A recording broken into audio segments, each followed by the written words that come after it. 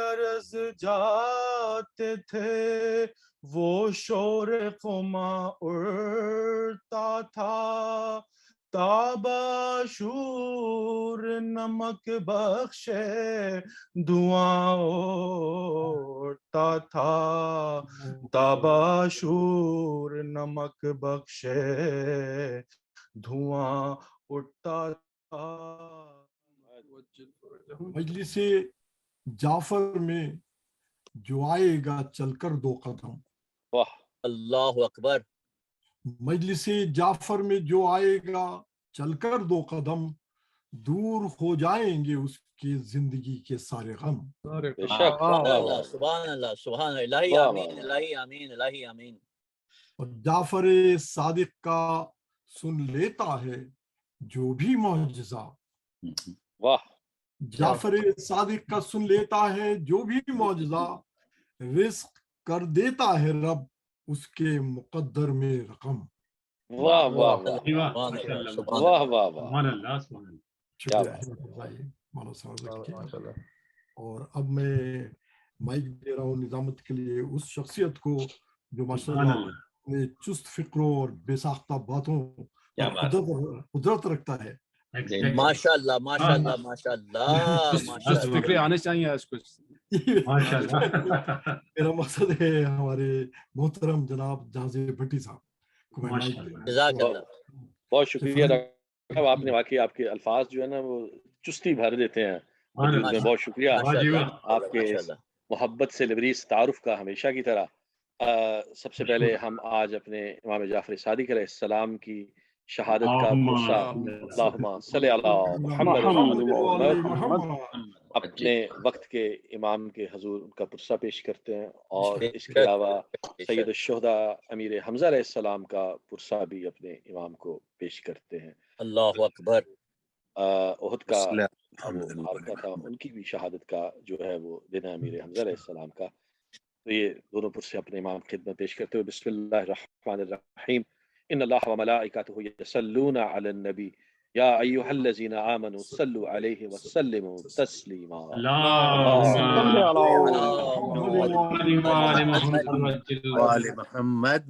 Programme کا آغاز کرتے ہوئے التماس کروں گا ڈاکٹر ظہیر جعفری صاحب سے کہ وہ تلاوت کلام پاک کا شرف حاصل کریں۔ جناب ڈاکٹر ظہیر جعفری صاحب۔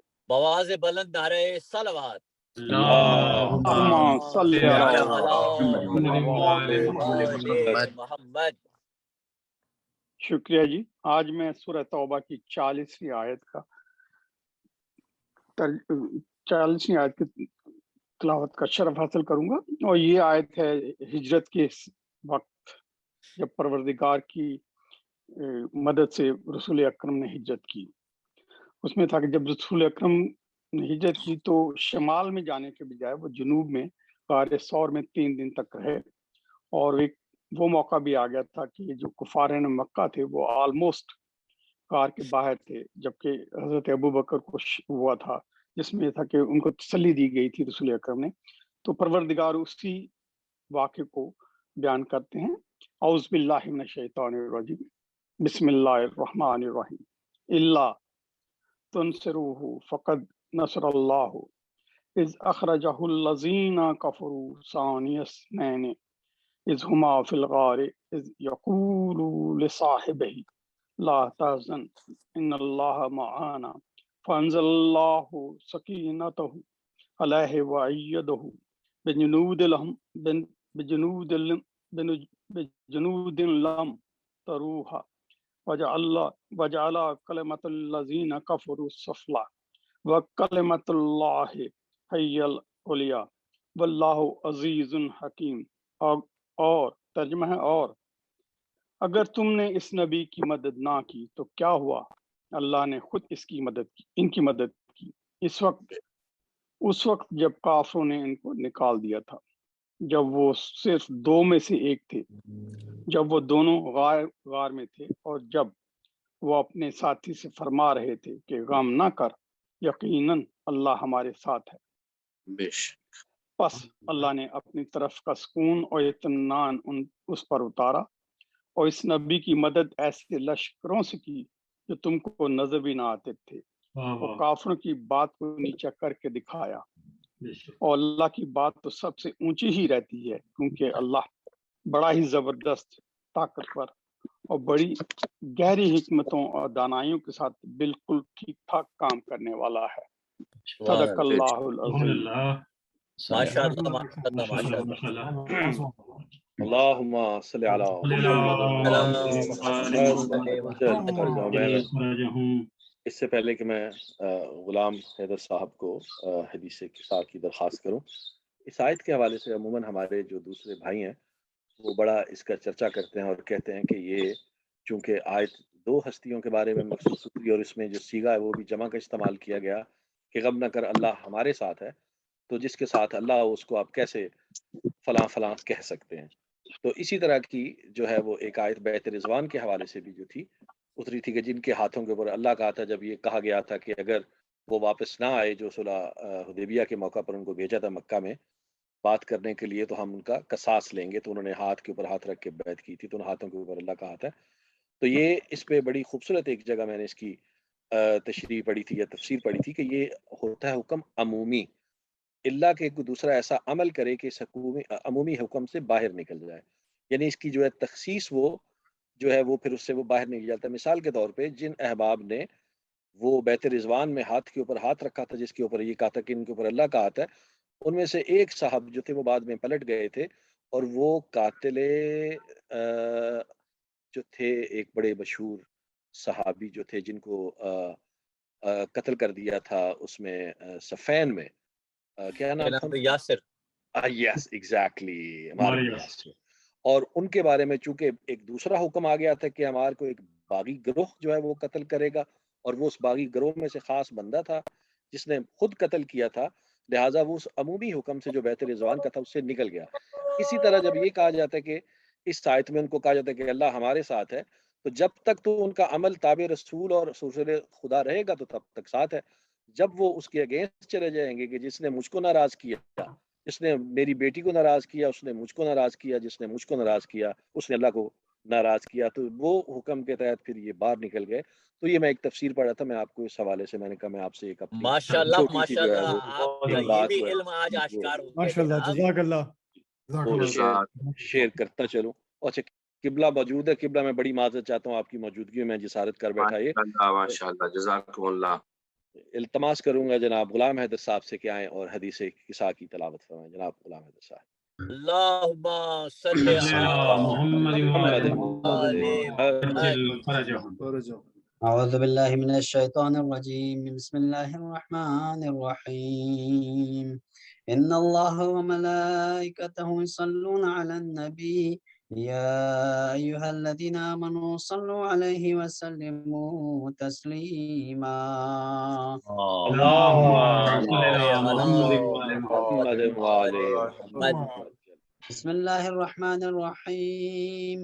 عن جابر بن عبد الله الأنصاري عن فاطمة الزهراء عليها السلام بنت رسول الله صلى الله عليه وآله قال سمعت فاطمة أنها قالت دخل علي أبي رسول الله صلى الله عليه وآله في بعض الأيام فقال السلام عليك يا فاطمة، فقلت وعليك السلام، قال إني أجد في بدني ضعفا، فقلت له أعيذك بالله يا أبتاه من الضعف، فقال يا فاطمة ائتيني بالكساء اليماني فغطيني به، فأتيته بالكساء اليماني فغطيته به، وصرت أنظر إليه وإذا وجهه يتلألأ كأنه البدر في ليلة تمامه وكماله۔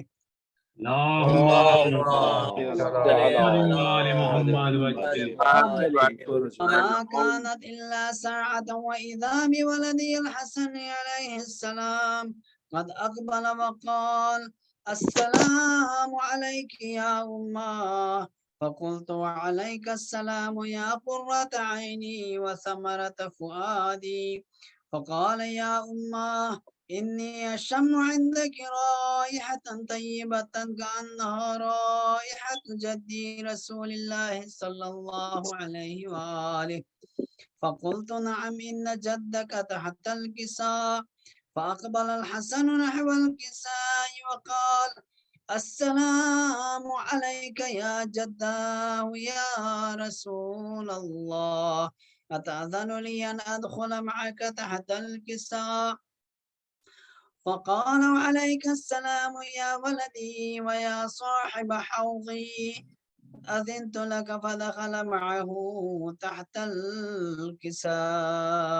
اللهم صل على محمد وما كانت إلا ساعة وإذا بولدي الحسين عليه السلام قد أقبل وقال السلام عليك يا أمه. فقلت وعليك السلام يا ولدي ويا قرة عيني وثمرة فؤادي. فقال لي يا أمه إني أشم عندك رائحة طيبة كأنها رائحة جدي رسول الله صلى الله عليه وآله. فقلت نعم إن جدك وأخاك تحت الكساء. فدنا الحسين نحو الكساء وقال السلام عليك يا جداه، السلام عليك يا من اختاره الله، أتأذن لي أن أكون معكما تحت الكساء؟ فقال وعليك السلام يا ولدي ويا شافع أمتي، قد أذنت لك. فدخل معه تحت الكساء. اللهم صل على عند ذلك أبو محمد الحسن فأقبل عند ذلك أبو الحسن علي بن أبي طالب عليه السلام وقال السلام عليك يا بنت رسول الله. فقلت وعليك السلام يا أبا الحسن ويا أمير المؤمنين. فقال يا فاطمة إني أشم عندك رائحة طيبة كأنها رائحة أخي وابن عمي رسول الله صلى الله عليه وآله. فقلت نعم ها هو مع ولديك تحت الكساء. فأقبل علي نحو الكساء وقال السلام عليك يا رسول الله، أتأذن لي أن أكون معكم تحت الكساء؟ قال له عليك السلام يا أخي ويا وسيي وخليفتي وصاحب لوائي، قد أذنت لك. فدخل علي تحت الكساء. اللهم صل على محمد. ثم أتيت نحو الكساء وقلت السلام عليك يا أبتاه يا رسول الله، أتأذن لي أن أكون معكم تحت الكساء؟ قال وعليك السلام يا بنتي ويا بضعتي، قد أذنت لك. فدخلت تحت الكساء. اللهم صل على محمد. فلما اكتملنا جميعا تحت الكساء أخذ أبي رسول الله بطرفي الكساء وأومأ بيده اليمنى إلى السماء وقال اللهم إن هؤلاء أهل بيتي وخاصتي وحامتي، لحمهم لحمي ودمهم دمي، يؤلمني ما يؤلمهم ويحزنني ما يحزنهم. أنا حرب لمن حاربهم وسلم لمن سالمهم وعدو لمن عاداهم ومحب لمن أحبهم. إنهم مني وأنا منهم، فاجعل صلواتك وبركاتك ورحمتك وغفرانك ورضوانك علي وعليهم، وأذهب عنهم الرجس وطهرهم تطهيرا. اللهم صل على محمد. قال الله عز وجل يا ملائكتي ويا سكان سماواتي إني ما خلقت سماء مبنية ولا أرضا منحية ولا قمرا منيرا ولا شمسا مضيئة ولا فلكا يدور ولا بحرا يجري ولا فلكا يسري إلا في محبة هؤلاء الخمسة الذين هم تحت الكساء. فقال الأمين جبرائيل: يا رب ومن تحت الكساء؟ فقال عز وجل: هم أهل بيت النبوة ومعدن الرسالة، هم فاطمة وأبوها وبعلها وبنوها. اللهم صل على محمد وعلى قال جبرائيل: يا رب أتأذن لي أن أهبط إلى الأرض ليكون معهم سادسا؟ فقال الله: نعم قد أذنت لك. فهبط الأمين جبرائيل وقال: السلام عليك يا رسول الله.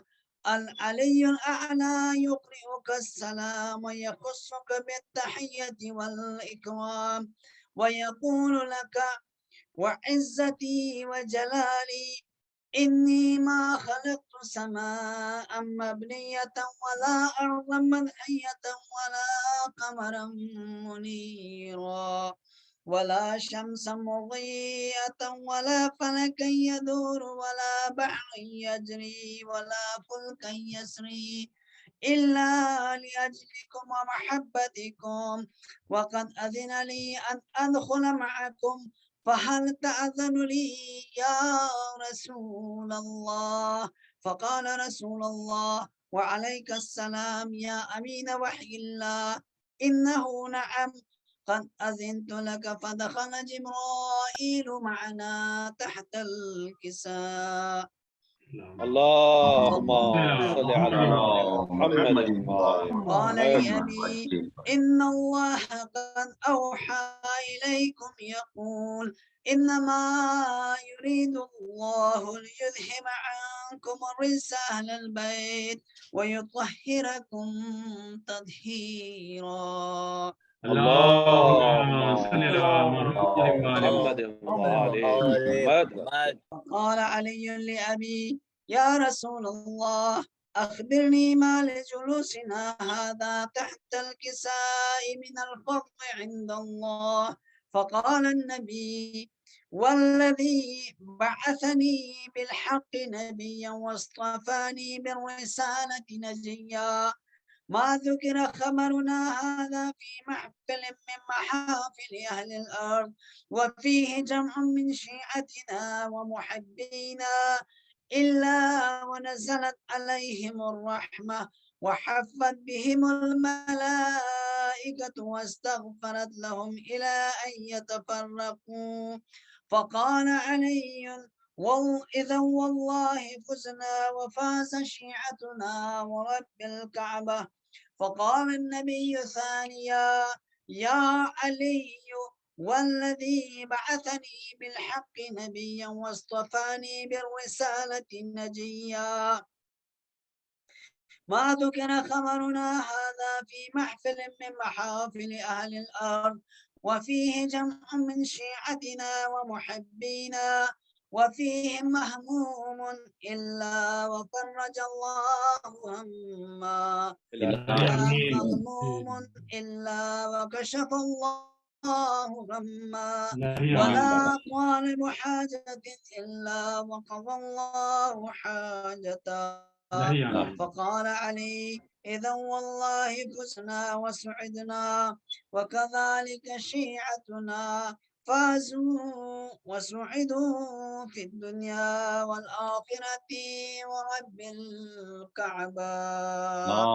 اللهم صل على محمد وعلى وجل فرج. جزاك الله ما شاء الله सुभान अल्लाह।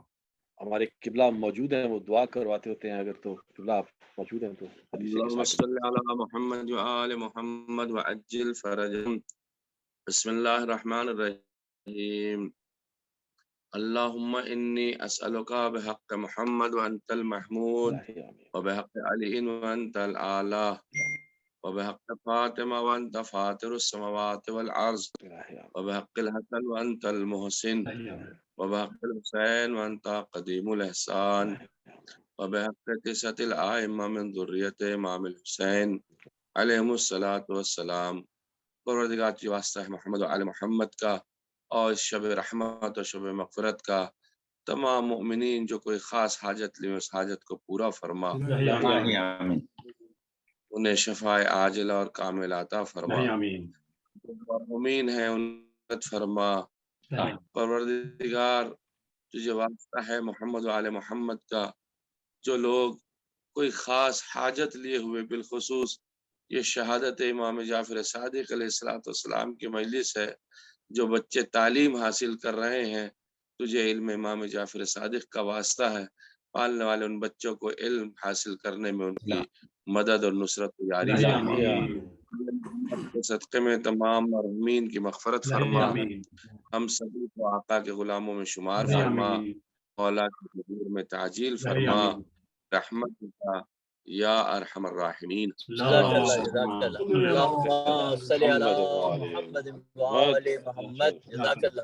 اللہ قبلہ۔ اور ماشاءاللہ حیدر بھائی بڑی خوبصورت انداز میں آپ نے حدیث کے ساتھ بے شک آپ کی توفیقات میں اضافہ فرمائے۔ میں سامعین آپ کو بتاتا چلوں، آج کی ہماری اس مجلس شہادت امام کے جو بانی ہیں وہ ہمارے ڈاکٹر قمر عابدی صاحب، جنہیں میں پیار سے قمر اردو فاؤنڈیشن بھی کہتا ہوں، آج کے وہ ہمارے اسپانسر بھی ہیں۔ میں آپ سب سے التماس کروں گا کہ ڈاکٹر قمر عابدی صاحب کے مرحومین کے لیے، بالخصوص ان کے والدین اور جو ہیں ان کے خاندان کے دوسرے مرحومین اقربا کے لیے جو گزر چکے ہیں، ان سب کے لیے، اور آپ تمام شرکاء کے مرحومین کے لیے، اور تمام ملت جعفریہ کے مرحومین کے لیے بالخصوص، جن کا پڑھنے والا کوئی نہیں، ایک مرتبہ سورہ فاتحہ اور 3 مرتبہ سورہ اخلاص کی تلاوت۔ بسم اللہ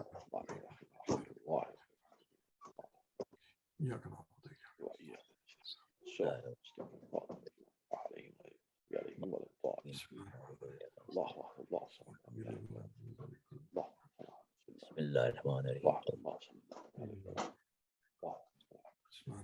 بسم اللہ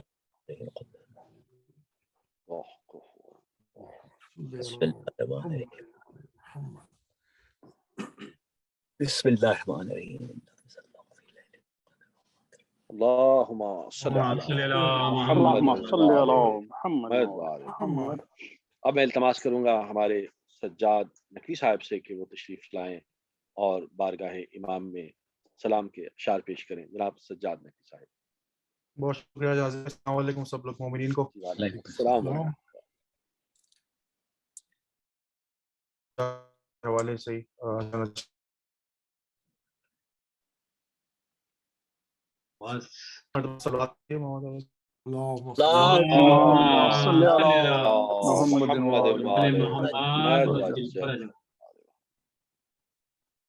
نائب ختم رسل ہے یہ امام ازلی، نائب ختم رسل ہے یہ امام ازلی، جلوہ انجمن حق کے لیے شمع جلی، خود ولی اور ولی عہد بھی کاظم سا ولی، جد امجد بھی علی آپ کے پوتے بھی علی، جد امجد بھی علی آپ کے پوتے بھی علی، عامل ان میں دہائی ان کی، دین ان کا ہے خدا ان کا خدائی ان کی، دین ان کا ہے خدا ان کا خدائی ان کی، بزم شبیر بپا ہوئی گھر میں اکثر روتے تھے فاطمہ کے لال سب پیٹ کے سر چاند جس وقت کہ آتا تھا محرم کا نظر بعد ہر فرض مجلس تھی عشاء ہو کے سحر بعد ہر فرض کے مجلس تھی عشاء ہو کے سحر دل لرز جاتے تھے وہ شور خما اڑتا تھا تاباشور نمک بخشے دعاں اڑتا تھا تاباشور نمک بخشے دھواں اٹھتا تھا ان مجالس کے محبوں میں ہوا جب چرچا جا بجا ہونے لگی مس شبیر بپا اپنی قفزوں کو جہاں چھوڑتے تھے اہل عزا بیٹھ جاتے تھے وہاں چپکے سے اکثر مولا بیٹھ جاتے تھے وہاں چپکے سے اکثر مولا ان مجالس کے جو منصور کو پہنچے جو اخبار جذبہ قتل شہ پاک ہوا پھر زندہ جلوہ گر آپ تھے ایک حجر میں اور چند انصار آگ لگوالی وہاں چاروں طرف سے ایک بار مچ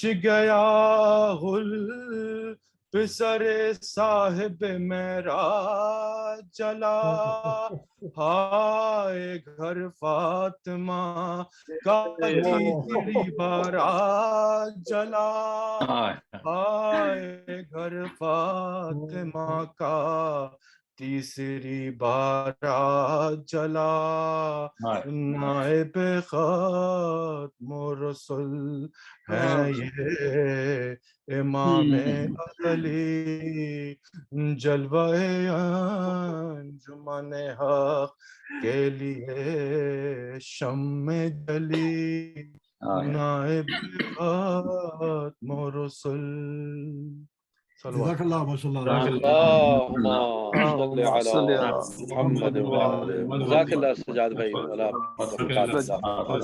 ماشاءاللہ ماشاءاللہ اسلامی اس کے ساتھ ہی میں انتہائی ادب کے ساتھ درخواست کروں گا خطیب اہل بیت وکیل آل ابا حجت اللہ مولانا سید ریحان حیدر زیدی صاحب سے کہ وبر افروز ہوں اور آج کی اس مجلس شہادت ایمان سے خطاب فرمائیں. مولانا جناب ریحان حیدر زیدی صاحب. علیکم السلام. رحم اللہ من قرأ سورۃ الفاتحہ. بسم اللہ. اللہم صلی علی محمد و آل محمد.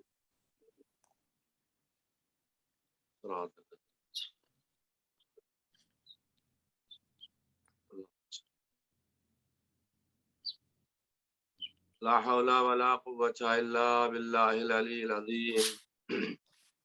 اعوذ باللہ من الشیطان اللعین الرجیم. بسم اللہ الرحمن الرحیم. الحمد للہ رب العالمین. الصلاة والسلام علی اشرف الانبیاء والمرسلین سیدنا و نبینا و شفیع ذنوبنا و طبیب قلوبنا و مزکی نفوسنا الملقب بطٰہٰ والیاسین رحمت للعالمین مولانا مقتدانا ابو القاسم محمد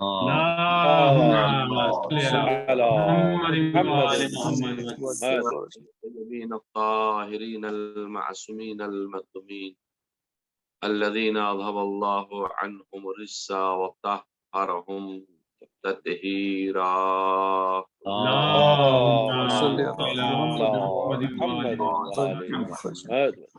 ولعنة الله على أعدائهم أجمعين من ليلنا إلى قيام يوم الدين. أما بعد فقد قال الإمام محمد الباقر وجعفر الصادق عليهم الصلاة والسلام: بسم الله الرحمن الرحيم، والله ما شيئتنا إلا من اتقى الله وأطاعه. صلوات پڑھ دیں محمد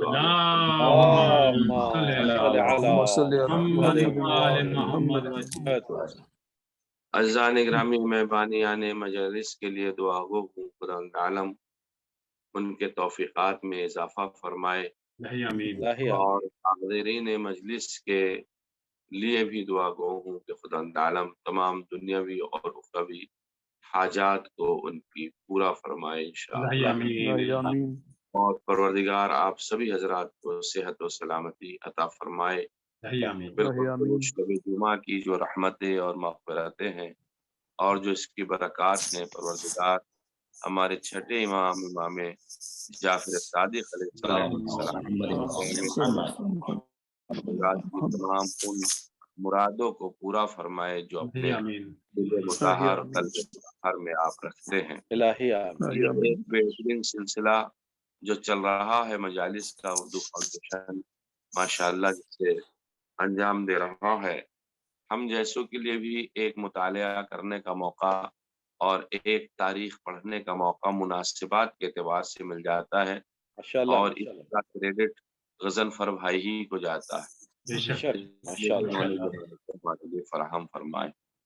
آج کی مجلس جیسا کہ آپ حضرات جانتے ہیں بمناسبت شہادت امام جعفر صادق علیہ السلام،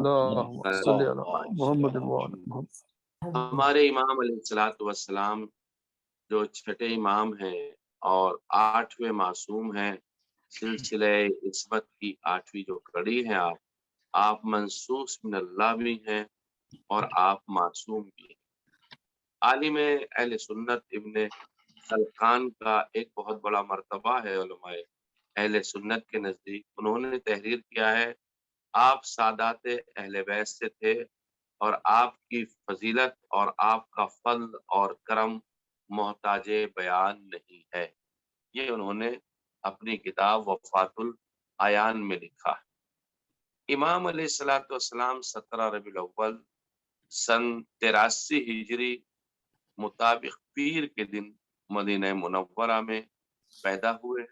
آپ کی ولادت بسعادت صادق آل محمد کی ولادت بسعادت صادق اور امین پیغمبر اسلام کی ولادت کی تاریخ ایک ہی تاریخ ہے، اور کیوں نہ ہوتی محمد مصطفیٰ کے فقہی مسائل کو آگے بڑھانے کے لیے جو اصل میں نمائندہ ہے وہ جعفر صادق علیہ السلام ہی تو ہے۔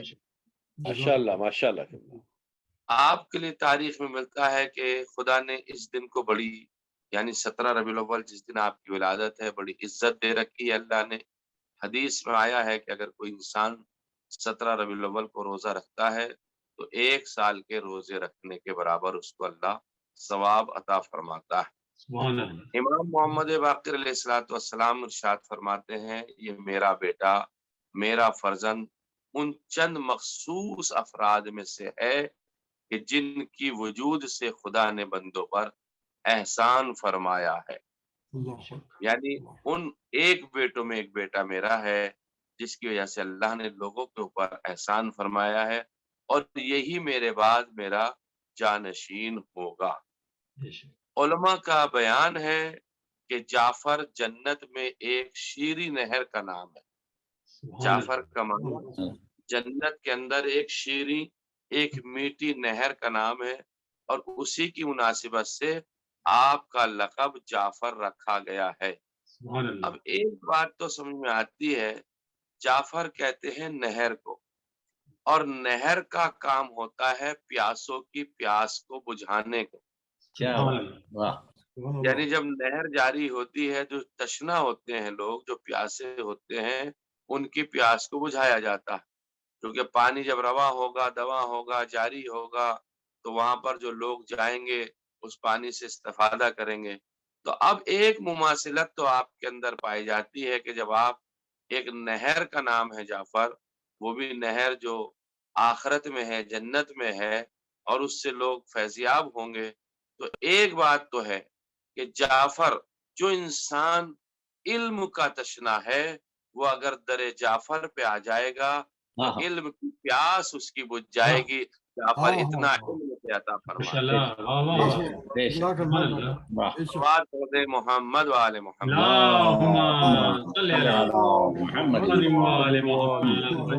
امام علیہ الصلوۃ والسلام یعنی امام محمد باقر کی شہادت کے بعد جو 7 ذی الحجہ کو آپ کی شہادت 114 ہجری میں، آپ اپنے والد محترم کی شہادت کے بعد امامت کے منصب پر فائز ہوئے ہیں 114 ہجری میں.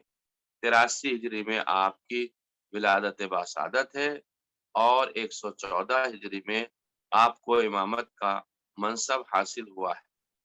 آپ کی والدہ ماجدہ ہیں فاطمہ بنت قاسم ابن محمد ابن ابی بکر، جن کی کنیت ام فروا تھی. جناب امام جعفر صادق علیہ السلام کے لیے ایک ایسا سلسلہ پایا جاتا ہے جو آپ کو دوسرے معصومین میں یہ سلسلہ نہیں ملے گا. اور یہ بھی ایک تاریخ کا عجیب کرشمہ. اگر آپ دیکھیں گے اور آپ ان محسنان اسلام کا تذکرہ اپنے دامن میں لیں گے اور سنیں گے کہ جن محسنان اسلام نے کام کیا ہے اور دین محمدی کو پھیلانے میں اور بچانے میں کام کیا ہے، اللہ نے اس کی جزا انہیں دنیا میں بھی دی ہے اور آخرت میں بھی دی ہے. سبحان اللہ، سبحان اللہ. آپ کی والدہ ماجدہ جو ام فروا ہیں، یہ ام فروا قاسم کی بیٹی ہیں، اور قاسم جو ہیں وہ محمد ابن ابی بکر کے بیٹے ہیں، اور محمد خود ابن یہ ابی بکر ہیں، یعنی حضرت ابو بکر جو خلیفہ اول ہیں مسلمانوں کے، ان کے بیٹے ہیں. اب عجیب مسئلہ یہ ہے، یہاں پہ آ کے رکتا ہے کہ مولا کائنات نے محمد ابن ابی بکر کی ایسی تربیت فرما دی تھی کہ اللہ نے محمد ابن ابی بکر کو امامت میں شریک رکھا.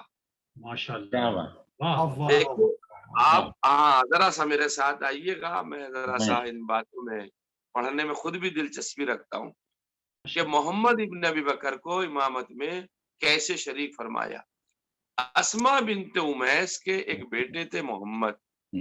اسما بنت امیس نے پیغمبر اسلام، اسما بنت امیس نے مولا کائنات سے شادی کر لی تھی ابو بکر کی رحلت کے بعد. اس وقت میں، جس وقت میں ابو بکر کا انتقال ہوا ہے، اس وقت میں محمد ابن ابی بکر چھوٹے تھے. تو مولا کائنات نے محمد ابن ابی بکر کو پالا، اور جب محمد ابن ابی بکر کو آپ نے پالا تھا تو اپنے ساتھ رکھتے تھے، اپنا علم سکھایا، اپنے فنون جنگ سکھائے، آپ ان کے اوپر بہت اعتبار کرتے تھے. یہ بات میں نے آپ حضرات کی خدمت میں ایک دن مجلس میں اور پیش کی تھی. آج تھوڑا سا ربط دینا چھٹے امام سے، اس لیے پیش کر رہا ہوں.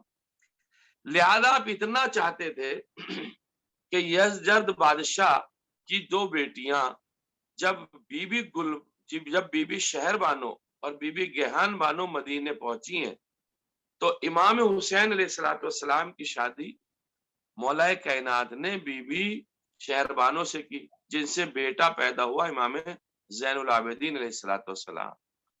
اور بی بی گیہان بانو کی شادی مولا کائنات نے محمد ابن ابی بکر سے کی. محمد ابن ابی بکر کے یہاں بیٹا پیدا ہوا قاسم، اور جناب امام حسین کے یہاں بیٹا پیدا ہوا امام زین العابدین. امام زین العابدین کی شادی ہوئی تو ان کے بیٹے پیدا ہوئے امام محمد باقر، اور جناب قاسم کی جب شادی ہوئی تو ان کے بیٹی پیدا ہوئی ام فروا، جس کا نام تھا فاطمہ. جب فروا بڑی ہوئی اور 5ویں امام بڑے ہوئے تو ان دونوں کی آپس میں شادی کر دی گئی، یعنی ایک بہن کی پوتی لی اور ایک بہن کا پوتا لیا۔ پوتا تھا جناب شہربانو کا اور پوتی تھی جناب گیہان بانو کی، چونکہ 2 بہنیں آئی تھیں، تو ایک بہن کی پوتی اور ایک بہن کا پوتا۔ امام محمد باقر اور فروا کی جب شادی ہوئی تو امام جعفر صادق علیہ السلام کی ولادت باسعادت ہوئی۔ تو اللہ نے اہل بیت علیہ السلام کی خدمت کرنے کا صلہ اتنا بڑا محمد ابن ابی بکر کو دیا کہ ان کی نسل سے ایک نسل جب آگے بڑھی تو وہ امامت میں 6ٹھے امام میں جا کر کے شریک ہوئی، اور فاطمہ بنت قاسم جو تھی، یعنی فروا بنت قاسم کو آپ نے شریک امامت قرار دیا، یعنی 6ٹھے امام علیہ السلام کی والدہ ماجدہ قرار دیا۔ اب میں ایک جملہ پڑھ کے بات کو آگے بڑھانا چاہوں گا، اور وہ یہ ہے، ہمارے ائمہ اہل بیت علیہ السلام کے لیے تاریخ میں ملتا ہے، روایات میں ملتا ہے، زیارت میں ملتا ہے، السلام علیکم، تم پر ہمارا سلام ہو۔ جب ہم اہل بیت پر درود اور سلام بھیجتے ہیں، کنتم فی اسلاب الشامخہ والارحام المطہرہ، یعنی بڑے صلبوں میں تمہیں رکھا گیا، پاک و پاکیزہ رحموں میں تمہیں رکھا گیا۔ عزیزان گرامی، 6ٹھے امام کی والدہ ماجدہ کی سند ہمیں زیارت میں مل رہی ہے کہ کتنا صلب مطہر تھا کہ امام جعفر صادق علیہ السلام کی ولادت باسعادت فروا کے ذریعے سے ہوئی۔ سبحان اللہ، ماشاء اللہ۔ ایک صلوات پڑھتے محمد وآل محمد صلی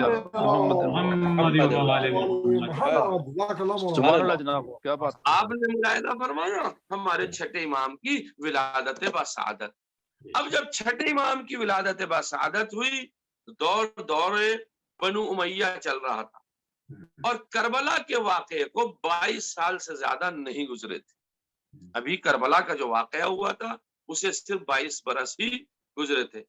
امام علیہ السلام بنو امیہ کی حکومت کے آخر میں اور بنی عباس کی حکومت کے اوائل میں آپ نے زندگی گزاری ہے۔ اچھا، بنو امیہ کی چونکہ حکومت رہی ہے 132 ہجری تک، اور اس کے بعد میں بنو عباس کی حکومت شروع ہوئی ہے۔ بنو امیہ کی حکومت میں امام نے زندگی زیادہ گزاری ہے، اور بنو عباس کی حکومت میں زندگی آپ نے کم گزاری ہے، چونکہ 148 ہجری میں شہادت ہے، شہادت امام جعفر صادق، اور 132 ہجری میں آئی ہے حکومت بنو عباس۔ تو آپ نے اپنی حکومت کا دور بنو عباس کے ہاں کم گزارا، بنو امیہ کے دور میں آپ نے زیادہ حکومت گزاری۔ آپ کے زمانے کے جو خلفاء تھے اس میں مروان بن حکم کی جو اولادیں تھیں، اب یہ یا عبد الملک کی جو اولادیں تھیں، جیسے ولید ابن عبد الملک، سلیمان ابن عبد الملک، عمر ابن عبد الملک، یہ وہ تمام بنو امیہ کے خلیفہ تھے۔ میں ان کا تذکرہ اب نہیں کروں گا کیونکہ مجھے اتنا وقت نہیں ملے گا کہ جہاں میں آپ کو لے جانا چاہتا ہوں۔ آپ ایسے دور میں زندگی گزار رہے۔ آخر کار جب 65 برس کی امام علیہ السلام کی حکومت ہوئی تو وہ دور تھا دور آپ کا بنو عباس کا دور۔ امام علیہ السلام کی زندگی کو میں 5 حصوں میں آپ حضرات کی قسمت میں تقسیم کرتا ہوں۔ ایک بات کا اعلان اور بھی کر دیتا ہوں، اگر مجھے آج وقت نہ ملا امام کی زندگی پہ پوری روشنی ڈالنے کا، تو اگلے ہفتے جو مجلس ہوگی شب جمعہ کی، اس میں اپنی بات کو آگے مسلسل رکھوں گا 6ٹھے امام کی زندگی، جو کہ اتنے مواقع، جتنے مواقع فقہیہ فراہم تھے 6ٹھے امام کے لیے، اتنے مواقع ہمیں نہیں ملے ہیں پیغمبر اسلام سے لے کر اور آخری امام کے زمانے میں کسی بھی ایک امام کو۔ اس میں قصور اہل بیت علیہ السلام کا نہیں ہے یا اماموں کا نہیں ہے، بلکہ ایک زمانہ تھا، اس زمانے کی وجہ سے ہوا کیا تھا۔ میں نے کچھ نوٹس آپ کی خدمت کے لیے بنائے۔ پہلا دور آپ دیکھیے، میں 6ٹھے امام کی ایک شخصیت پہ آپ کو روشنی ڈالنا چاہتا ہوں۔ 6ٹھا پہلا دور تھا زندگی پیغمبر کا. 11 ہجری تک اس دور میں صلح حدیبیہ اور قلم و کرتاس کے علاوہ آپ کو زیادہ واقعات نہیں ملیں گے. 2-4 جنگی واقعات آپ کو نظر آئیں گے. پیغمبر اسلام نے جتنے کام مکے میں کیے ہیں وہ عقیدوں سے متعلق کیے ہیں. دیکھیے بہت میں یہ سرخیاں پیش کر رہا ہوں، اور جہاں زیب بھائی اور غضنفر بھائی اور تمام مومنین امداد بھائی اور وغیرہ جتنے حضرات ہو کہ میرے نام سامنے، میں سبھی سے گزارش کرتا ہوں اس پہ ذرا سا غور فرمائیے گا. میں ایک ایک جملہ سرخی کے طور پہ پیش کر رہا ہوں آپ حضرات کی خدمت میں کوئی مجالس یا خطابت والی باتیں پیش نہیں کر رہا. اللہ سبحان اللہ. پہلا دور تھا پیغمبر اسلام کا. پیغمبر نے علم فقہ مکے میں نہیں پھیلائی، یاد رکھیے گا اس بات کو، بلکہ آپ نے عقیدوں کو مضبوط کیا. مردہ کیسے زندہ ہوں گے؟ قرآن مجید کی آیت آئی، پیغمبر نے بتایا کہ مردے کیسے زندہ ہوں گے. پیغمبر نے بتایا رسالت کیا ہے، یہ عقیدے سے متعلق ہے، فقہ سے متعلق نہیں ہے. پیغمبر نے بتایا امامت کیا ہے، یہ فقہ سے متعلق نہیں ہے، عقیدے سے متعلق ہے. پیغمبر نے بتایا قیامت کیا ہے، یہ فقہ سے متعلق نہیں ہے، عقیدے سے متعلق ہے. پیغمبر نے بتایا عدل کیا ہے، یہ فقہ سے متعلق نہیں ہے، یہ عقائد سے متعلق ہے. یہ تمام وہ چیزیں تھی جو پیغمبر اپنی زندگی میں مکے میں بیان فرماتے تھے، عقیدوں سے متعلق، عقیدے نازل ہوتے تھے وہاں. اب جب پیغمبر آئے مکے میں، مکے کے بعد مدینے میں، تو مدینے میں احکام جاری ہونے لگے. وہاں بتایا نماز کیا ہے، روزہ کیا ہے، اس طریقے کے احکام آنے لگے. تو پیغمبر کا دور صرف 11 سال کا دور تھا جس میں عقیدے بھی ہیں اور فقہ بھی ہیں. دوسرا دور آیا رحلت عن حضرت کے بعد، 24 سال کا دور، یعنی 11 ہجری سے لے کر کے 35 ہجری تک کا دور آیا. اس دور میں کیا ہوا جناب؟ قرآن اور حدیث کے علاوہ قیاس اور اجماع کا اضافہ کیا گیا. بہت بڑی بات کہہ رہا ہوں میں آپ کی خدمت میں. یعنی جو 24 برس کا دور آیا تھا پیغمبر کی رحلت کے بعد، اس میں لوگوں نے قیاس، میرا دل یوں چاہتا ہے میں ایسے کر لوں، اجماع، اما چلو سب جمع ہو جاتے اس کام کو پاس کر لیتے. اجماع ہی کی بنیاد پہ خلیفہ بنے تھے تینوں، یاد رکھیے. اس کا دور آیا، اس کا دور، یعنی قرآن اور حدیث کے علاوہ ان چیزوں کو داخل کیا گیا، قیاس کو اور اجماع کو. اور خلیفہ اول نے اور خلیفہ دوم نے روایات بیان کرنے پہ ہی پابندی لگا دی تھی کہ کوئی روایت بیان نہیں کرے گا. جب روایت بیان نہیں ہوگی تو فقہ کہاں سے آئے گی؟ 2 دور ہو گئے. تیسرا دور سنیے، 35 ہجری سے 40 ہجری تک کا دور آیا. اس دور میں قرآن اور سنت ہی کو صرف مرکز بنایا گیا. یعنی مولا کائنات کا جو دور تھا، نہ قیاس، نہ اجماع، نہ دوسری باتیں. مولا کائنات نے صرف قرآن اور حدیث کو اس 5 سال کے اندر اپنا ماخذ اور مرجع بنایا کہ ہم قرآن اور حدیث سے ہی عمل کریں گے. اور اسی بات کو کہہ کر کے آپ نے خلافت کو قبول بھی کیا تھا. تم کہتے ہو تو چلو میں قبول کر لیتا ہوں، لیکن میرا ایک وعدہ یہ ہے کہ میں وہ سیرت قائم کروں گا جو میرے بھائی رسول اللہ کی سیرت تھی. یہ دلیل ہے علی بن ابی طالب کی قول پر. اب تیسرے دور میں یہ دور آیا. چوتھا دور سنیے جناب، 40 ہجری سے لے کر 132 ہجری تک کا دور ہے. اس کے حالات سن لیجیے آپ کیسے ہیں. مختصر طور پہ سرخیاں پیش کر رہا ہوں. کیا دور ہے؟ اسی میں شہادت امیر المومنین بھی ہے، اسی میں شہادت امام حسن بھی ہے اس دور میں، اسی میں شہادت امام حسین علیہ الصلوۃ والسلام ہے، یعنی واقع کربلا بھی ہے. ان تینوں شہادتوں سے آپ یہ اندازہ لگا لیجئے گا کیسا دور ہوگا. اب یہ 4 دور ہو گئے. اس دور میں جو 40 ہجری سے لے کر کے 132 ہجری کا دور تھا، اس میں مکہ برباد کیا گیا، خانہ کعبہ کی دیوار کو توڑا گیا. اسی دور میں مدینہ تاراج ہوا، مدینے کی مسجد میں استبل بنایا گیا، گھوڑوں کو باندھا گیا، واقع ہررا پیش آیا. یہ سارے دور ہیں. کیسے دور سے گزر کر کے ہمارے پاس تک علوم آل محمد کو آنا ہے، اس کی مثال سن لیجیے گا. 5واں دور آتا ہے جناب 132 ہجری سے لے کے 260 ہجری کا. اب یہ کون سا دور ہے؟ یہ دور ہے امام جعفر صادق علیہ السلام کا دور. اس دور میں کیا ہوتا ہے ذرا سا ملاحظہ فرمائیے. 5ویں دور میں افراتفری کا ماحول. افراتفری کا ماحول کیسا ماحول تھا؟ کہیں پہ قتل ہو رہے تھے، کہیں شہر برباد کیے جا رہے تھے، کہیں مدینے کی مسجد میں استبل بنایا جا رہا تھا، کبھی خانہ کعبہ پہ حملہ ہو رہا تھا، کبھی کچھ ہو رہا تھا، کبھی بنو امیہ اور بنو عباس آپس میں جھگڑ رہے تھے.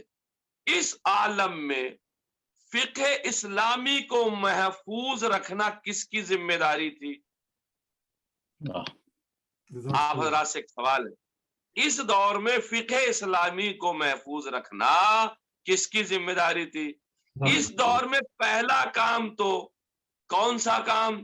40 ہجری کے بعد سے توجہ چاہ رہا ہوں میں آپ حضرات کی، اس دور میں 40 ہجری کے بعد 61 ہجری میں سب سے پہلا کام حضرت جناب زینب سلام اللہ علیہ نے سرزمین شام پہ کیا. حق و باطل کی پہچان خطبوں میں کرا دی، حق پہ کون ہے باطل پہ کون ہے. یہ وہی دور ہے. اسی دور میں امام زین العابدین نے دعاؤں کے ذریعے سے تربیت فرمائی، لوگوں کی تربیت کا ایک ماحول بنا دیا کہ تربیت کیا چیز ہونی چاہیے. اسی دور میں امام محمد باقر علیہ السلام نے ایک درسگاہ بنائی، ایک مکتب بنایا، ایک چھوٹا سا اسکول مدینے میں قائم کیا. اسی مکتب کو جو دور سن 40 ہجری سے چلا تھا، جو دور سن 60 ہجری میں پہنچا، جو دور 70-80 ہجری کو کراس کرتا ہوا 132 تک پہنچا اور تمام حالات کو خراب کرتا ہوا دور پہنچ رہا تھا، اسی دور میں جب امام محمد باقر درسگاہ بنا رہے تھے اور چھوٹا سا مکتب بنا رہے تھے، اس مکتب کی بنیاد کو امام جعفر صادق علیہ الصلوۃ والسلام نے ایسا استوار کیا کہ برادران اہل سنت نے لکھا اس دانشگاہ میں، اس یونیورسٹی میں 4000 شاگرد پیدا کیے. امام جعفر صادق علیہ السلام نے 4000 شاگردوں کو صرف مدینے میں نہیں رکھا، صرف حجاز میں نہیں رکھا، بلکہ منتشر فرمایا، منتشر کیا عالم میں. کوئی یمن کی طرف جا رہا تھا، کوئی شام کی طرف جا رہا تھا، کوئی سعودیہ کی طرف جا رہا تھا، کوئی مدینے میں تھا، کوئی ہلہ میں تھا، کوئی نجف کی طرف جا رہا تھا. 4000 علماء کو منتشر کر کے اب پورے عالم عرب امام جعفر صادق نے کے شاگردوں نے اپنے دامن میں گھیر رکھا تھا. اب اگر کوئی مسئلہ پوچھتا تھا یا کوئی گفتگو کرتا تھا تو کبھی ہلے کی سرزمین پہ کہتا تھا چھٹے امام نے یہ فرمایا اس مسئلے میں، کوئی حجاز میں کہتا تھا چھٹے امام نے یہ فرمایا اس مسئلے میں، کوئی یمن میں کہتا تھا چھٹے امام نے یہ فرمایا اس مسئلے میں، کوئی مصر میں جا کے کہتا تھا چھٹے امام نے یہ فرمایا اس مسئلے میں. اسی لیے عزیزان گرامی ہر جگہ پر قال صادق، قال جعفر، قال صادق، قال جعفر کی تکبیریں بلند ہو رہی تھی. اتنی تکبیریں بلند ہوئی کہ فقہ جعفریہ کہلایا جانے لگا. ہو گیا.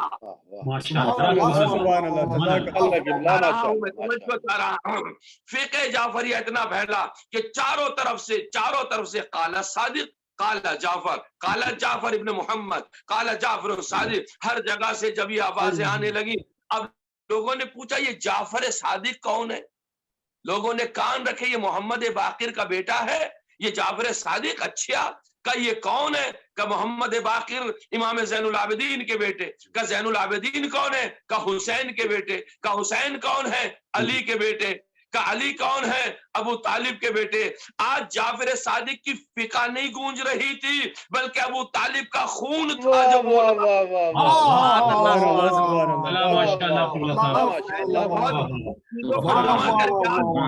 پہنچایا ہے. جان گرامی اور اس مرحلے تک آیا ہوں میں، آپ حضرات کی خدمت میں ملاحظہ فرمائیے. تو جعفر صادق نے امام محمد باقر کے اس مدرسے کو اتنا عظیم کر دیا کہ ہماری فقہ جعفریہ کہلائی جانے لگی. اب ایک سوال یہاں اور کرنا چاہوں گا، آخر فقہ جعفریہ جب لوگ حاصل کر رہے تھے تو جتنے بھی امام بنے ہیں، چاہے امام حنفی، یہ بڑے قاعدے کی چیز اور بڑی اہم چیز پیش کر رہا ہوں، بڑی جلدی ملاحظہ فرمائیے. جتنی فقہ بنی ہے ساری امام جعفر صادق کے بعد بنی ہے. توجہ فرمائیے گا.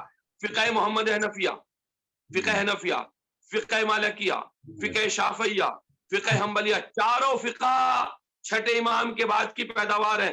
کیسے بنی ہے؟ آج کی مجلس میں نہیں، اگلی مجلس میں آپ کی خدمت میں پیش کروں گا، ملاحظہ فرمائیے۔ تو عزیزان گرامی، امام جعفر صادق کی فقہ کو فقہ جعفریہ نہیں، فقہ محمدیہ کہنا چاہیے تھا، کیونکہ آپ نے احیا فرمایا ہے پیغمبر اسلام کے دین کو، زندگی دی ہے پیغمبر اسلام کے دین کو، آپ نے زندگی دی ہے پیغمبر اسلام کی فقہ کو، فقہ محمدیہ ہونا تھا، فقہ جعفریہ کیوں نہیں؟ فقہ جعفریہ کیوں نام رکھا گیا؟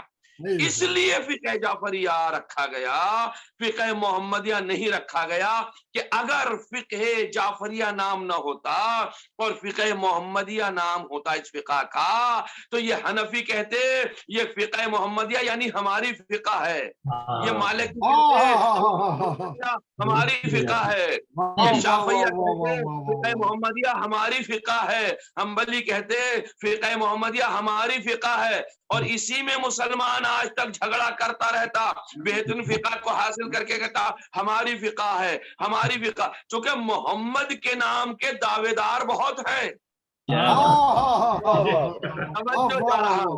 فقہ محمدیہ نام نہ رکھا تاکہ سارے فقہ کے دعوے دار نہ ہو جائیں، اور جب سارے دعوے دار ہوتے تو اس میں تبدیلی بھی لاتے، توجہ چاہ رہا ہوں، بل کو دوسرا پاس کر دیتے، فقہ میں چینجنگ آ جاتی، لیکن فقہ محمدیہ نام نہ رکھ کے فقہ جعفریہ نام رکھ کے بتا دیا یہ جعفر صادق پوتا ہے، نواسا ہے محمد مصطفیٰ کا، جعفریہ نام رکھا گیا، امام جعفر صادق نے اتنا فقہ کو پھیلایا ہے۔ ایک سلوات کا سہارا دے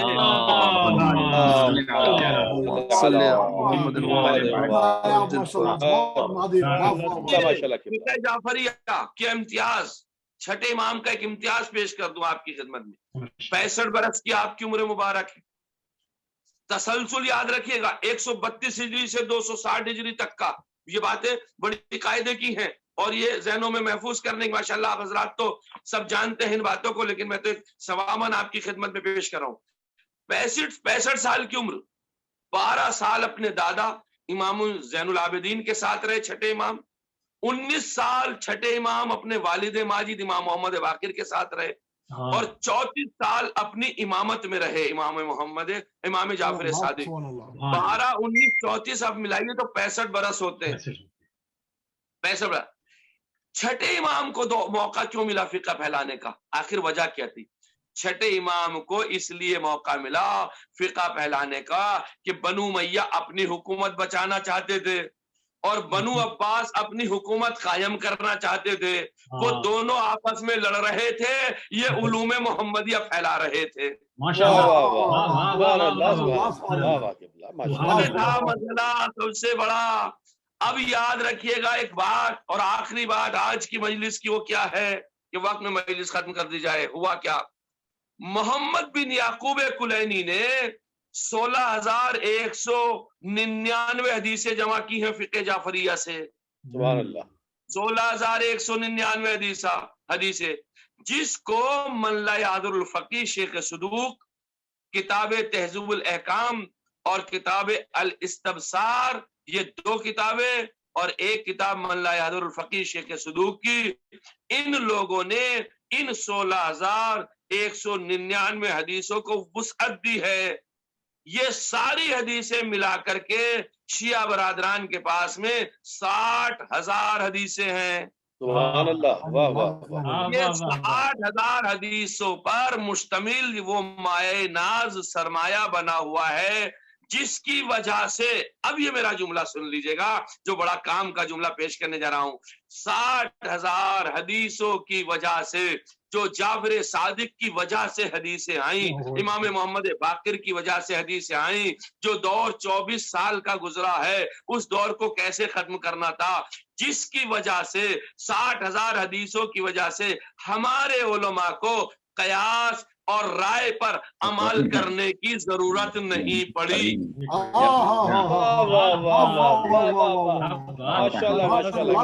ہمارے علماء کو رائے پر اور قیاس پر جو قیاس کی بنیادیں ابو حنیفہ نے رکھی تھی، ہمارے علماء نے ان بنیادوں کو کھوکھلا کر دیا ان 60,000 حدیثوں کی وجہ سے. اس لیے ہم لوگ علماء حضرات، میں تو نہیں، ہمارے علماء ایک جملہ کہتے ہیں کہ اور امتوں کو ایسے امام نہ ملے جیسے ہمیں نائب امام ملے ہوئے ہیں.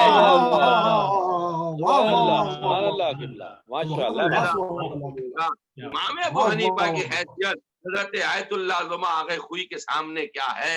امام ابو حنیفہ ہوں، مالکی ہوں، شافعی ہوں، حنبلی ہوں، ہمارے مراجعین کرام کہیں زیادہ افضل ہیں. جب مراجع ایسے ہیں تو امام کیسا ہوگا؟ یہ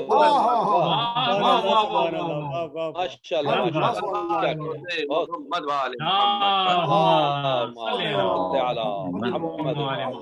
میں اس موضوع کو اگلی والی مجلس میں وعدہ کرتا ہوں، چاہے سال ثواب ہی کی مجلس کیوں نہ ہوگی، میں آپ کی خدمت میں پیش کروں گا. لیکن یہ میرا امام منصور دوانقی، ایسا سالم بادشاہ کائنات میں آپ کو شاید ہی نظر آئے گا.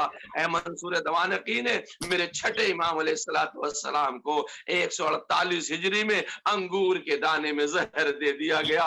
میرا ساتواں امام امام موسیٰ کاظم جوانی کے عالم میں ہے، جس کی ولادت 128 ہجری میں ہوئی ہو، اس کے بابا 148 میں دنیا سے جا رہے ہیں. آپ اندازہ لگا لیجئے تقریباً 22 برس ہوتے ہیں. جوان انسان جب یہ دیکھے میرا بوڑھا باپ 65 برس ثواب دنیا سے رخصت ہو رہا ہے، عزیزو، تو یہ تعجب کی بات نہیں ہے کہ یہ دنیا کا ایک سماج بھی ہے، مزاج بھی. آپ نے دیکھا ہوگا اکثر جوان بیٹے اپنے بوڑھے باپ کا جنازہ اٹھاتے ہیں، اکثر جگہ پر دیکھا گیا ہے. لیکن اگر کہیں تاریخ پہ یہ دکھا رہی ہو کہ ایک بوڑھا باپ جوان بیٹے کا جنازہ اٹھا رہا ہے تو وہ صرف آل محمد کا گھرانہ ہے.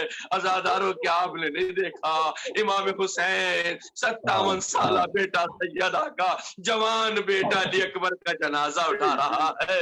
کتنا شاق گزرا ہوگا. میں کہوں گا موسیٰ کاظم، آپ نے اپنے کو دنیا سے جاتے ہوئے دیکھا، زہر کی شدت میں دیکھا. اب آپ کے بابا کا بدن پیلا پڑ گیا تھا، آپ نے دیکھا، آپ نے گریہ کیا. آپ کے گریہ کرنے پہ کوئی پابندی نہ تھی، لیکن اے موسیٰ کاظم، میں ہاتھوں کو جوڑ کر آپ کی خدمت میں پیش کرتا ہوں.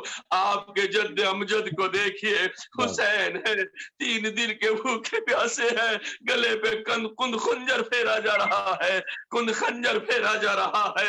وہ آواز دے رہے ہیں، اے نانا میرا سلام قبول کیجئے، اے بابا میرا سلام قبول کیجئے، اے میرے بھیا حسن میرا سلام قبول کرو، اے میری والد ماجدہ میرا سلام قبول کرو. عزادارو، امام موسیٰ کاظم آگے بڑھے. امام جعفر صادق کے چند اولادیں تھیں، 3 بیٹیاں بھی تھی. سب نے بھرپور گریہ کیا، نوحہ کیا، ماتم کیا. 7ویں امام نے غسل بھی دیا، کفن بھی پہنایا، جنت البقیع میں امام محمد باقر کی قبر کے پاس لے جا کر کے دفن بھی کر دیا. لیکن ہائے میرا مولا امام سجاد حسین کے جنازے کے قریب سے گزارا. آقا آواز دیتے، بابا تو نے کوئی بیٹا ایسا دیکھا ہے جس کے باپ کا جنازہ پڑا ہوا ہو؟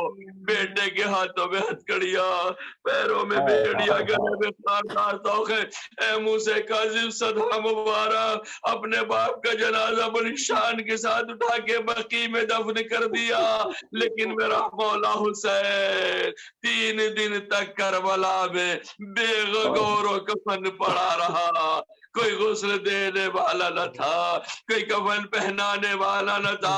ایک بیٹا آیا بھی غیب سے تو ہاتھوں میں ہتھکڑیاں، پیروں میں بیڑیاں تھی. موسیٰ کاظم نے قبر میں اتار کر چھٹے امام کو دفن کر دیا. جنازہ صحیح و سالم تھا، لیکن حسین کا جنازہ جس کے بدن پر اتنے زخم تھے ایک انگوٹھی کے نگینے کے برابر بھی خالی نہ تھا. لوشیوں کا امام جعفر صادق دنیا سے چلا گیا. موسیٰ کاظم ماتم کرتے رہے. اللہ ولعنت اللہ على قوم الظالمين سيعلم الذين ظلموا أيام منقلب ينقلبون. یا اللہ جو اس مجلس کا ثواب تو نے معین و مقدر فرمایا، بانیان مجلس کے جو مرحومین ہیں ان کی روح کو اصال فرما، الہی آمین، الہی آمین، الہی میں تمام مریضوں کو شفا عطا فرما. الہی آمین، الہی آمین. حسین جزاک اللہ قبلہ، جزاک اللہ، جزاک اللہ، جزاک اللہ، جزاک اللہ. سلامت رہیں، سلامت رہیں. اللہ قبلہ ماشاء اللہ. خلاص کروں گا ڈاکٹر قمر عابدی صاحب سے کہ دعا و زیارت کے لیے آپ ڈاکٹر. عظم اللہ وجورکم. متوجہ زیارت پڑھنے کا شرف حاصل کرتا ہوں اپنی جانب سے اپنے والدین، جملہ مومنین و مومنات، حاضرین اور مرحومین ملت جعفریہ پڑھتا ہوں قربتاً اللہ. سب سے پہلے امام جعفر صادق علیہ السلام کے 30 سیکنڈ کی زیارت ہے. السلام علیکہ یا امام الورا، السلام علیکہ ایہا العروۃ الوثقی، السلام علیکہ یا حبل اللہ المتین، السلام علیکہ یا نور المبین، السلام علیکہ ایہا الصادق جعفر ابن محمد خازن العلم الداعی الی اللہ بالحق، اللہم کما جعلتہ معدن کلامک ووحیک وقازن علمک ولسان توحیدک وولی امرک ومستحفظ دینک، فصل علیہ افضل ما صلیت علی احد من اوصیائک وحججک انک حمید مجید. السلام علیکہ یا ابا عبداللہ، السلام علیکہ یا ابن رسول اللہ، السلام علی الحسین وعلی علی ابن الحسین وعلی اولاد الحسین وعلی اصحاب الحسین وعلی انصارک المستشہدین معک جمیع ورحمۃ اللہ وبرکاتہ. السلام علیکہ یا ابن امیر المؤمنین، السلام علیکہ ایہا العبد الصالح مطیع للہ ولرسولہ، السلام علیکہ یا ابو الفضل العباس ورحمۃ اللہ وبرکاتہ. السلام علیکہ یا ابن رسول اللہ، السلام علیکہ یا ابن حسین الشہید، السلام علیکہ ایہا الشہید وابن الشہید، السلام علیکہ ایہا المظلوم وابن المظلوم. لعن اللہ امتان ظلمتک ولعن اللہ امتان ظلمتک ولعن اللہ امتان سمعت بذالک فرضیت بہ.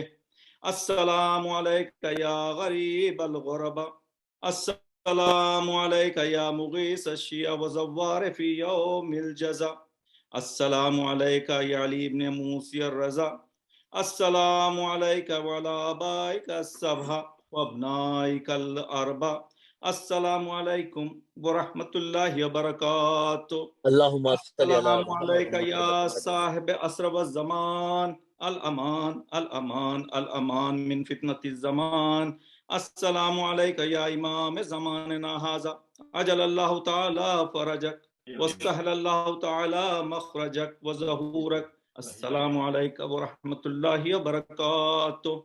اور اس میں شریک ہو جائیے دعا استغاثہ میں. اللہم کل ولیک الحجت ابن الحسن صلواتک علیہ فی هذه الساعة في كل ساعة وليا وحافظا وناصرا ودليلا وعينا حتى تسكنه عندك طوعا وتمتعه فيها طويلا برحمتك يا ارحم الراحمين. اللهم صل على محمد فرمائیں. اللہ جزاک اللہ. میں بے انتہا مشکور ہوں آپ سب حضرات کا، خصوصاً حجت الاسلام کا، جنہوں نے اتنی بہترین مجلس ارشاد فرمائی. آپ سب شرکا کا، ڈاکٹر ظہیر جعفری صاحب کا तिलावत कलाम पाक के लिए, और गुलाम हैदर साहब ने क्या शानदार चुनिंदा पढ़ा माशाल्लाह, क्या खूबसूरत आवाज में, और सज्जाद नकवी साहब का बहुत शानदार, उन्होंने भी बहुत चुनकर पढ़ा। और खासकर मैं चाहता हूं कि डॉक्टर गजनफर जाफरी साहब का शुक्रिया अदा करूं, जिन्होंने इस अजीम उर्दू फाउंडेशन के जरिए एक सबील जारी फरमाई, जिससे न सिर्फ हम सवाब उठाते हैं, न सिर्फ हम सवाब कमा रहे हैं, बल्कि इसके जरिए हमारे मरहुमीन, हमारे अहबाब के मरहुमीन, हमारे दोस्त अहबाब के मरहुमीन, तमाम मिलत जाफरिया के मरहुमीन इस सबील से फायदा उठा रहे हैं। मैं नहीं जानता कि अल्लाह ने कितने फरिश्ते डॉक्टर गजनफर जाफरी साहब के लिए मुअय्यन फरमाए हैं नेकियां गिनने के लिए। अल्लाह इनको सलामत रखे। डॉक्टर कमर आबिद साहब, अल्लाह ताला आपको भी सलामत रखे। आपने माशाल्लाह तमाम अहबाब का जिक्र किया, मेरा जिक्र करना आप भूल गए, लेकिन कोई बात नहीं, बहुत शुक्रिया आपका। आप तो रौनक हैं, आप तो रौनक हैं इस महफिल। जज़ाकल्लाह जज़ाकल्लाह। जराफ की क्या तारीफ करें, वो बोल दिया ना चुस्त फिक्रा। यही रोशनी के तले तो हम सब बैठे हैं, आ गया चुस्त फिक्रा के तले तो बैठे हैं। बड़ी नवाजिश सर, बड़ी नवाजिश। मैं बस आपको नहीं, असल में नासिर भाई को छेड़ता हूँ, वो कहता आपको लगती है उनको जाके। भाई है ना सब। वो रौनकें वापिस आई हैं माशाल्लाह से। अल्लाह आपको सलामत रखे, अल्लाह ताला आपको भी सलामत रखे। मैं डॉक्टर साहब आपका एक मरतबा फिर शुक्रिया अदा करता हूँ। बड़े खूबसूरत अंदाज में आप दुआ ज़ियारत करते हैं और दुआ उसके बाद आपने जो आज अपनी मजलिस जो है मौला की कराई है, अल्लाह ताला इसका सवाब आपको अता फरमाए, आपके मरहुमीन को अता फरमाए। आपने इस आपकी जो है वो मरहुमीन के लिए फातिहा पढ़ा, उसका मैं मशकूर। ज़ाकल्लाह। इसके साथ ही मैं सामीन आपसे इजाज़त चाहूँगा इंशाअल्लाह ताला अगली शब जुमा के लिए, और मेरी तरफ से सबको सलामुन अलैकुम और शब बख़ैर। डॉक्टर साहब ओवर टू यू सर।